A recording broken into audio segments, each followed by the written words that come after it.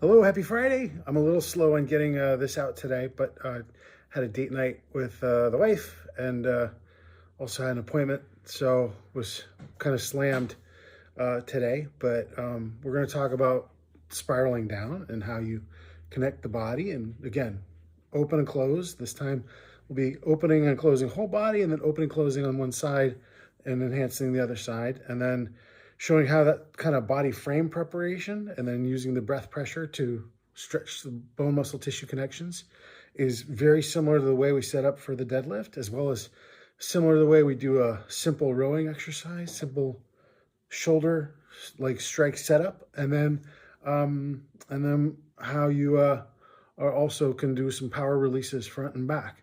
Yeah, so without further ado, one thing I do want to elaborate on is that the entire intent of opening and closing the body, stretching the bone muscle tissue to create the elastic power release.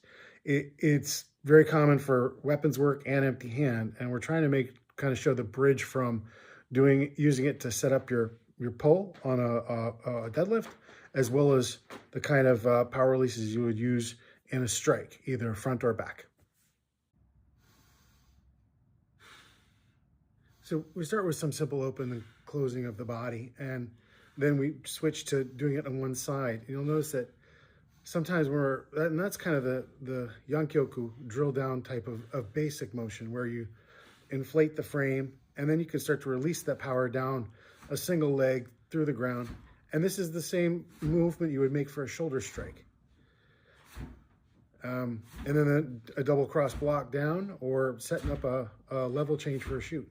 And now bringing the power up from the ground through the body and releasing it out the hands. All of this is very related to how you open and close the frame, stretch the elastic tissue.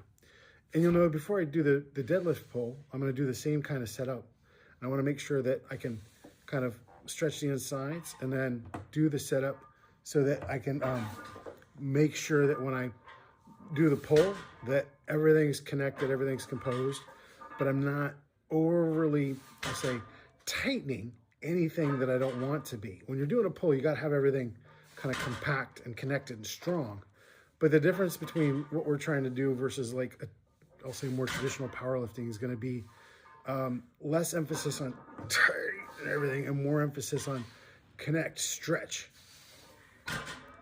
And then after we do the pulls, I want the same kind of power release setup. I want to be able to kind of push it against the rack. Now this is got close to over 500 pounds of weight on it, so I'm just connecting and illustrating just a simple release kind of from the front and the back.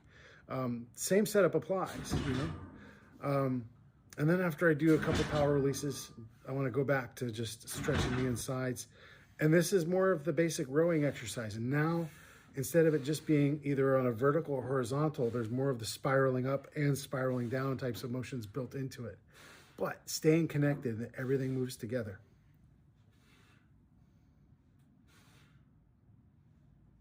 That's it. So quicker video today, but starting to talk about the spiraling down concept, that both how it plays into the other themes of the Taikyoku, how it plays into being able to stretch the body and set up for connecting the bone muscle tissue for a big movement.